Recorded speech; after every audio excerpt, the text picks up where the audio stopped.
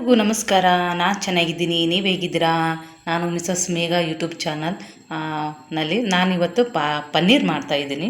So ಈ ಪನ್ನೀರನ್ನ ಹೇಗೆ ಮಾಡೋದು ಅಂತಂದು ಇವತ್ತು ರೆಸಿಪಿ ಪನ್ನೀರ್ ಮಾಡೋಣ. ಸೊ ಪರೋಟ ತೊಗೊಂಡು ಬಂದಿಟ್ಟಿದ್ದೀನಿ. ಸೊ ಪರೋಟ ಪನ್ನೀರು ಇವತ್ತು ಡಿಶ್ ಆಗಿರುತ್ತೆ. ಹಾಗಾಗಿ ಪನ್ನೀರಿಗೆ ನಾನು ಇದು ಗ್ರೇವಿ ಮಾಡ್ಕೊಳ್ಳಿಕ್ಕೆ ಉಳ್ಳಾಗಡ್ಡಿ, ಮೆಣಸಿನ್ಕಾಯಿ, ಟೊಮೆಟೊ, ಕೊತ್ತಂಬರಿನ ಆಮೇಲೆ ಬೆಳ್ಳುಳ್ಳಿ ಇದನ್ನೆಲ್ಲನ ನಾನು ಅದರಲ್ಲಿ ಹಾಕಿದ್ದೀನಿ. ಸೊ ಅದರಲ್ಲೇ ಒಂಚೂರು ಏನು ಮಾಡೀನಿ, ಎಳ್ಳು. ಸೊ ಎಳ್ಳು ಕ್ಯಾಲ್ಶಿಯಮ್, ಭರ್ಪೂರವಾದ ಕ್ಯಾಲ್ಶಿಯಮ್ ಈ ಎಳ್ಳಿನಲ್ಲಿರುತ್ತೆ. ಸೊ ಎಳ್ಳು ಎಷ್ಟು ಇರುತ್ತೆ, ಆ ಎಳ್ಳು ತುಂಬ ಕ್ಯಾಲ್ಶಿಯಮ್ ಇರುತ್ತೆ. ಹಾಗಾಗಿ ಹೆಣ್ಮಕ್ಳಿಗೆ ಜಾಸ್ತಿ ಹೊತ್ತು ಕೆಲಸ ಮಾಡ್ತಿರ್ತೀವಿ, ಮನೆಯಲ್ಲಿ ಆಯಿತು ಎಲ್ಲೇ ಆಯಿತು, ಅವರಿಗೆ ಕ್ಯಾಲ್ಶಿಯಮ್ ಕೊರತೆ ಆಗ್ಲಾರ್ದಂಗೆ ಈ ಎಳ್ಳು. ಸೊ ನಾವು ಮನೆಯಲ್ಲೇ ಮಾಡೋ ಅಡುಗೆಯಲ್ಲಿ ಸ್ವಲ್ಪ ಈ ಥರ ಎಳ್ಳು ಹಾಕ್ಕೊಂಡು ಗ್ರೇವಿ ಮಾಡಿಕೊಂಡು ನಾವು ಊಟ ಮಾಡೋದ್ರಿಂದ ಇದು ಪ್ರೋಟೀನ್ಗೆ ಪನ್ನೀರು. ಸೊ ಈ ಪಲ್ಯ ಮಾಡೋದನ್ನು ನಾನು ತೋರಿಸ್ತೀನಿ. ಸೊ ಈಗ ನಾನು ಮಿಕ್ಸರಿಗೆ ಹಾಕ್ಕೋಬೇಕು, ತೋರಿಸ್ತೀನಿ ಇದನ್ನು ಗೈಸ್. ಸೊ ಹಾಗೆ ಇದನ್ನು ತರಿಯಾಗಿ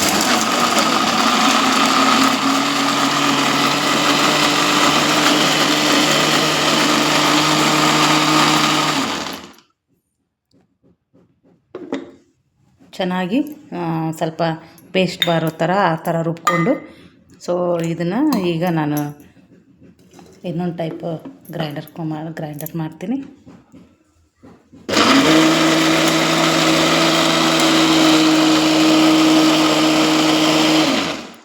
ಥರ ಪೇಸ್ಟ್ ಮಾಡ್ಕೊಂಡು ಇಟ್ಕೊಂಡಿನಿ. ಈಗ ನಾನು ಇದನ್ನು ಈ ಪೇಸ್ಟನ್ನು ಈ ಥರ ಪೇಸ್ಟ್ ಮಾಡಿಟ್ಕೊಡ್ಬೇಕು.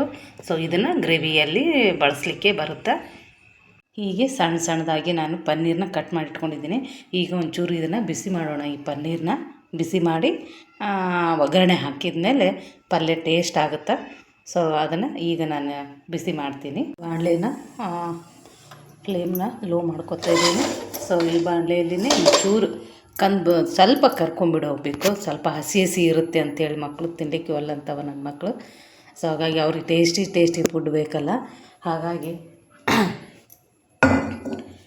ಸ್ವಲ್ಪ ಪ್ರಮಾಣದ ಸ್ವಲ್ಪ ಎಣ್ಣೆ ಹಾಕ್ಕೊಳ್ತಾ ಇದ್ದೀನಿ.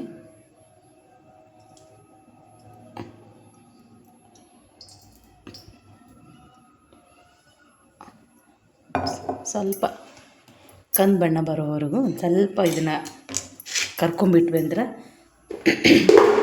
ಚೆನ್ನಾಗಾಗುತ್ತೆ. ಕಂದು ಬಣ್ಣ ಬಂತಂದ್ರೆ ಮಕ್ಕಳನ್ನು ಆಸೆಪಟ್ಟು ತಿಂತಾರೆ. ಸೊ ಅವರಿಗೆ ಕೇಳಿ ಮಾಡಿಸ್ಕೊಂಡು ತಿಂತಾರೆ ನನ್ನ ಮಕ್ಕಳು. ಈ ಥರ ಪಲ್ಯ ಮಾಡಿ ಮಮ್ಮಿ ಅಂಥೇಳಿ ನನಗೆ ಕೇಳ್ಕೊಂಡು ಮಾಡಿಸ್ಕೊಂಡು ತಿಂತಾರೆ ಅವರು. ಅವ್ರಿಗಿಷ್ಟ ಪನ್ನೀರ್ ಪಲ್ಯ ಮಾಡೋದು. ಅಲ್ಲ ಮಾಡಿ ಅವ್ರ ಪನ್ನೀರ್ ಪಲ್ಯ ನಾನು ಮಾಡಿದ್ದೀನ ಅವ್ರಿಗೆ ತಿನ್ನಲಿಕ್ಕೆ ಇಷ್ಟ. ಯಾವಾಗ್ಲೂ ಏನಾರ ವಿಶೇಷ ದಿನ ಇದ್ದಾಗ ಮಮ್ಮಿ ನಮಗೆ ಪನ್ನೀರ್ ಪಲ್ಯ ಮಾಡಂತಲೇ ಹೇಳಿ ಅವ್ರು ಮಾಡಿಸ್ಕೊಂಡು ತಿಂತಾರೆ. ಸೊ ಹಾಗಾಗಿ ಇದನ್ನು ಸ್ವಲ್ಪ ಸಣ್ಣ ಕಡಿಮೆ ಇಟ್ಟಿದ್ದೀನಿ. ಸೊ ಇದನ್ನು ಸ್ವಲ್ಪ ಸಣ್ಣ ಫ್ಲೇಮ್ದಲ್ಲೇ ಉರಿ ಕಡಿಮೆ ಇಟ್ಕೊಂಡು, ಸೊ ಸಣ್ಣ ಬ್ರೌನ್ ಕಲರ್ ಬರೋ ಥರ ಅದನ್ನು ಸ್ವಲ್ಪ ಬಿಸಿ ಮಾಡಿಕೊಂಡು ನಂತರ ಒಗ್ಗರಣೆ ಹಾಕೋಣ. ಇದನ್ನು ಈಗ ಮಾಡಿಕೊಂಡು ವಾರದಲ್ಲಿ 2 ಸಲ 3 ಸಲ ಈ ಥರ ಪನ್ನೀರನ್ನ ನಾವು ಮಾಡ್ಕೊಂಡು ತಿನ್ನೋದ್ರಿಂದ ನಮಗೂ ವಿಟಮಿನ್ಸ್ ಕಡಿಮೆ ಆಗೋಂಗಿಲ್ಲ, ಪ್ರೋಟೀನ್ ಕಡಿಮೆ ಆಗೋಂಗಿಲ್ಲ, ಸುಸ್ತಾಗೋಂಗಿಲ್ಲ. ಹಾಗಾಗಿ ಪನ್ನೀರನ್ನ ಆದಷ್ಟು ಹೆಣ್ಮಕ್ಳನ್ನ ಸೇವನೆ ಮಾಡಿ, ಮಕ್ಳಿಗೂ ನೀವು ಸೇವನೆ ಮಾಡೋದ್ರಿಂದ ಮಕ್ಕಳು ಸೇವನೆ ಮಾಡ್ತಾವೆ. ಮನೆ ಮಂದಿಯೆಲ್ಲ ಊಟ ಮಾಡ್ಬೋದು ಈ ಥರ ಡಿಶ್ ಮಾಡ್ಕೊಂಡು ತಿನ್ನೋದ್ರಿಂದ. ಉಳ್ಳಾಗಡ್ಡಿ ಬೆಂದಿದೆ. ಸೊ ನಾವು ರುಬ್ಬಿಟ್ಟಂತಹ ಇದು ಮಸಾಲಾನ ಇದ್ರ ಒಳಗಡೆನೇ ಹಾಕಿ ಸೊ ಒಂದು 5 ನಿಮಿಷ ಇದನ್ನು ಕುದಿಸ್ಕೊಳ್ಬೇಕು. ಒಂಚೂರು ಖಾರದ ಪುಡಿ, ಮಸಾಲ ಪುಡಿ, ನಿಮ್ಮಲ್ಲಿ ಯಾವ ಮಸಾಲ ಹಾಕ್ತಿರೋ ಆ ಮಸಾಲೆಗಳನ್ನು ಒಂದು ಸ್ವಲ್ಪ ನಿಮಗೆ ಖಾರಕ್ಕೆ ನಿಮಗೆ ರುಚಿಗೆ ತಕ್ಕಷ್ಟು ಉಪ್ಪು, ಸೊ ಖಾರನ ಹಾಕಬೇಕು. ಸೊ ನಾನು ರುಚಿಗೆ ತಕ್ಕಷ್ಟು ಖಾರ ಪುಡಿ ಹಾಕ್ತಾಯಿದ್ದೀನಿ. ನಮಗೆ ಎಷ್ಟು ಖಾರ ಪುಡಿ ಬೇಕು, ಮೊದಲಿಗೆ ಒಂದಿಷ್ಟು ಮೆಣಸಿನ್ಕಾಯಿನೂ ಹಾಕಿರ್ತೀವಲ್ಲ, ಹಾಗಾಗಿ ಖಾರ ಮಕ್ಕಳು ತಿನ್ನಲಿಕ್ಕೆ ಇಷ್ಟಪಡೋದಿಲ್ಲ. ಹಾಗಾಗಿ ಖಾರ ನೋಡಿಕೊಂಡು ಹಾಕಿ ಸೊ ಒಂದು 5 ನಿಮಿಷ ಇದನ್ನು ಕುದೀಲಿಕ್ಕೆ ಬಿಡೋಣ. 5 ನಿಮಿಷ ಆದ ನಂತರ ಇದರಲ್ಲಿ ಪನ್ನೀರು ಸೇರಿಸಿ ಸೊ ಒಂಚೂರು ಇದು ಎಣ್ಣೆ ಬಿಟ್ಕೋಬೇಕು ಮೇಲೆ. ಸ್ವಲ್ಪ ಸಣ್ಣ ಉರಿಯಲ್ಲಿ ಒಂದು 10-15 ನಿಮಿಷ ಕುದಿಸ್ಕೊಳ್ಳೋಣ. ಈ ಎಣ್ಣೆ ಥರ ಬರುತ್ತೆ ಇದು ಕುದ್ದ ನಂತರ. ಸೊ ಮೇಲೆ ಒಂದು ಸ್ವಲ್ಪ ಕೊತ್ತಂಬರಿ ಸೊಪ್ಪನ್ನು ಉದುರಿಸಿ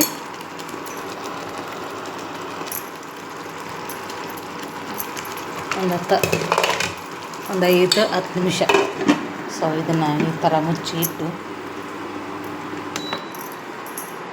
ಮುಚ್ಚಿಡೋಣ.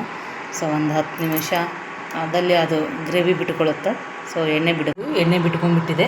ಸೊ ಈಗ ನಾವು ಇದನ್ನು ಪನ್ನೀರನ್ನ ಕರೆದಿಟ್ಕೊಂಡಿರೋ ಪನ್ನೀರನ್ನ ಇದರಲ್ಲಿ ಹಾಕೋಣ. ತುಂಬ ಟೇಸ್ಟಿ, ತುಂಬ ಚೆನ್ನಾಗಾಗುತ್ತೆ ಇದು ಪಲ್ಯ. ಈ ಥರ ಮಾಡಿ ತಿನ್ನೋದ್ರಿಂದ ಮಕ್ಕಳಂತರೂ ಇಷ್ಟಪಟ್ಟು ತಿಂತಾರೆ. ಸೊ ಈಗ ಪನ್ನೀರ್ ಪಲ್ಯ ಸೊ ರೆಡಿ ಆಯಿತು. ಇನ್ನೊಂದು 5 ನಿಮಿಷ ಇಲ್ಲ 2 and 5 ನಿಮಿಷ ಸಾಕು, 2 ನಿಮಿಷ ಬೇಡ, 5 ನಿಮಿಷ ಇದನ್ನು ಕಲಕಿ ಈಗ ಮುಚ್ಚಿಟ್ಬಿಡೋಣ. ಸೊ ನಾನು ಮಾಡಿರೋ ಪನ್ನೀರ್ ಪಲ್ಯನ ವಿಡಿಯೋನ ನೋಡಿದ್ದ ತಮ್ಮೆಲ್ಲರಿಗೂ ಧನ್ಯವಾದಗಳು. Thank you so much guys.